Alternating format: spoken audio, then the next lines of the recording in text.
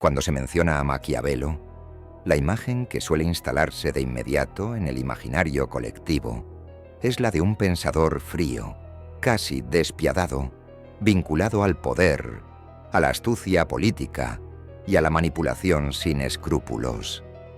Su nombre aparece asociado una y otra vez a la célebre frase que jamás escribió literalmente: «El fin justifica los medios», convertida con el paso del tiempo en un eslogan que simplifica y empobrece su pensamiento.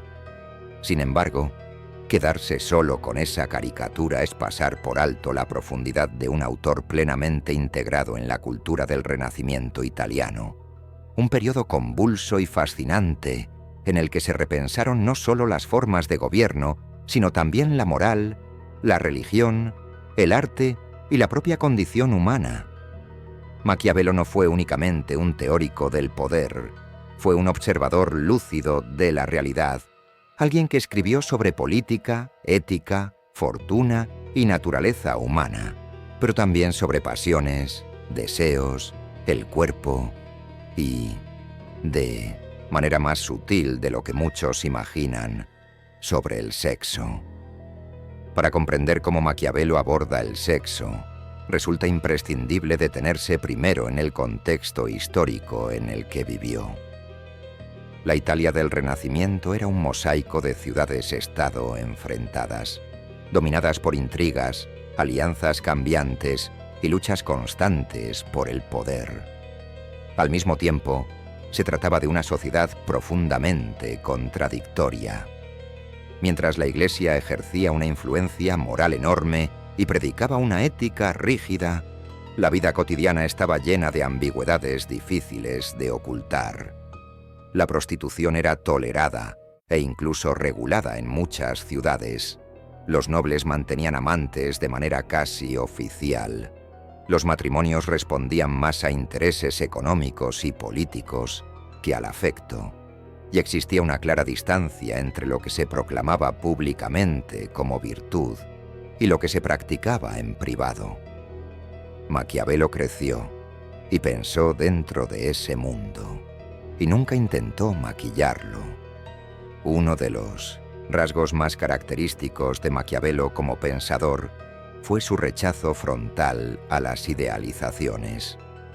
No estaba interesado en describir cómo debería comportarse el ser humano según principios abstractos, sino en analizar cómo actúa realmente. Esa actitud atraviesa toda su obra. En política, observa que los gobernantes no triunfan por ser moralmente ejemplares, sino por saber manejar el miedo, la ambición y las circunstancias. En la vida personal ocurre algo muy similar. El comportamiento humano, incluido el sexual, está impulsado por deseos, necesidades y oportunidades, no por sermones morales. Esta mirada descarnada es la que hace que su pensamiento resulte tan incómodo como actual. Aunque Maquiavelo no escribió tratados dedicados explícitamente al sexo, el tema aparece de forma constante, a veces disfrazado de metáfora y otras de manera sorprendentemente directa, sobre todo en sus obras literarias menos conocidas. Sus comedias y poemas revelan a un Maquiavelo distinto del teórico político solemne, irónico, provocador, mordaz y profundamente humano. Es en esos textos donde el sexo deja de ser un tabú y se convierte en una herramienta para desnudar la hipocresía social. Un ejemplo clave es la comedia La Mandrágora, considerada una de las grandes piezas teatrales del Renacimiento. En esta obra, todo gira en torno al deseo sexual, la infertilidad, el engaño y la manipulación. La historia presenta a un joven obsesionado con acostarse con una mujer casada. Para conseguirlo, pone en marcha una farsa en la que participan el marido, un médico y un fraile, todos convencidos de que una supuesta pócima milagrosa permitirá a la mujer quedarse embarazada, aunque con una condición tan absurda como reveladora. El primer hombre que se acueste con ella después de tomarla morirá. A pesar de ello, todos aceptan el engaño, cada uno movido por sus propios intereses. Aquí, Maquiavelo no se limita a provocar una carcajada. Utiliza la comedia para exhibir la fragilidad de la moral social. Nadie queda a salvo de la crítica, ni el marido crédulo, ni el médico oportunista, ni el religioso corruptible, ni siquiera la esposa que acaba aceptando el plan. El sexo aparece como el detonante que pone en evidencia que los principios se negocian con facilidad cuando el deseo o la conveniencia personal entran en juego. No hay idealización, solo una observación incómoda. La conducta humana es profundamente contradictoria. Para Maquiavelo, el deseo sexual no es una desviación ni una anomalía, sino una manifestación natural de lo que somos. Intentar reprimirlo mediante discursos morales abstractos es, en su visión, un esfuerzo inútil. Del mismo modo que en política los hombres no actúan movidos por la virtud, sino por el interés y el miedo, en el ámbito íntimo sucede algo parecido. El sexo forma parte de esa realidad cruda que define nuestras decisiones, alianzas y conflictos. En sus escritos políticos, el sexo no aparece de forma directa, pero sí a través de metáforas poderosas. Una de las más conocidas es la personificación de la fortuna como una mujer. Maquiavelo sostiene que la fortuna favorece a los audaces, a quienes se atreven a dominarla con fuerza y determinación. La imagen está cargada de una clara connotación sexual. La idea de conquista, de iniciativa, de imposición de la voluntad frente a una figura imprevisible. No se trata de una casualidad lingüística, sino de una forma de expresar que el éxito, tanto en la política como en la vida, no pertenece a los pasivos. Este tipo de lenguaje refleja la mentalidad del siglo XVI, pero también refuerza uno de los mensajes centrales de Maquiavelo. El mundo no recompensa la inacción. Quien duda, pierde. Quien se limita a esperar, queda a merced de fuerzas que no controla. Ya sea en el gobierno de un Estado, en una relación personal o en la gestión de los propios deseos, la decisión y la audacia marcan la diferencia.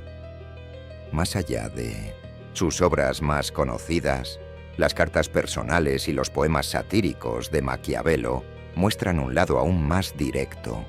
En su correspondencia privada habla sin tapujos de prostitutas, encuentros sexuales y deseos carnales, siempre con un tono irónico y desinhibido. Estas confesiones rompen por completo con la imagen rígida y austera que durante siglos se ha querido imponer sobre su figura. Maquiavelo no era un moralista distante, sino un hombre plenamente consciente de sus propias pasiones. Resulta significativo que, para él, el sexo no sea tratado como un pecado en el sentido moral cristiano tradicional. No le interesa condenar ni absolver conductas. Su atención se centra en las consecuencias prácticas de las acciones humanas. Si una relación sexual genera alianzas, conflictos, engaños o ventajas estratégicas, eso es lo relevante. La moral abstracta queda relegada frente al impacto real de los hechos. En este punto, la conexión entre sexo y poder se vuelve evidente. Maquiavelo comprendió que las relaciones íntimas también son espacios de influencia y control. A lo largo de la historia, los matrimonios políticos, los amantes influyentes y los escándalos sexuales han sido herramientas decisivas en el juego del poder. Nada de esto le resultaba ajeno, ni lo consideraba anecdótico. Para él, la vida privada y la vida pública estaban profundamente entrelazadas. Al abordar el sexo de manera indirecta, Maquiavelo contribuye a desmontar la idea de que la política es un terreno puramente racional, separado de las pasiones humanas. Sus gobernantes no son figuras ideales, sino personas de carne y hueso, con deseos, debilidades y contradicciones. Ignorar esa dimensión es condenarse a no entender cómo funciona realmente el poder. Por todo ello, cuando surge la pregunta de si Maquiavelo habló sobre sexo, la respuesta es afirmativa, aunque no en los términos convencionales. No escribió manuales, no predicó moralismos ni defendió el amor romántico. El sexo, para él, fue una pieza más del engranaje de la condición humana, algo que debía analizarse con la misma frialdad y realismo que la guerra o la política. En última instancia, hablar del sexo en Maquiavelo es hablar de poder, de verdad y de naturaleza humana. Es aceptar que el deseo ha sido, y sigue siendo, una de las fuerzas más influyentes de la historia.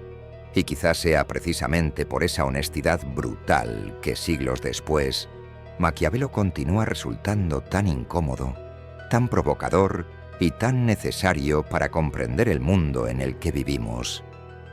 Si este tipo de contenido te hace cuestionarte lo que creías saber, si te atraen las ideas que incomodan y las verdades que no suelen contarse, entonces no estás aquí por casualidad. En Mysteria Mentis exploramos justo eso, el lado oculto del pensamiento, la historia sin filtros y las ideas que despiertan la mente. Suscribirte no es solo apoyar el canal, es formar parte de una comunidad que se atreve a pensar diferente. Estamos muy cerca de alcanzar los 10.000 suscriptores y cada nueva suscripción marca la diferencia. Si has llegado hasta aquí, ya has cruzado el umbral. Ahora solo queda un paso. Suscríbete a Mysteria Mentis y acompáñanos en este viaje donde el conocimiento deja de ser cómodo y empieza a ser poderoso.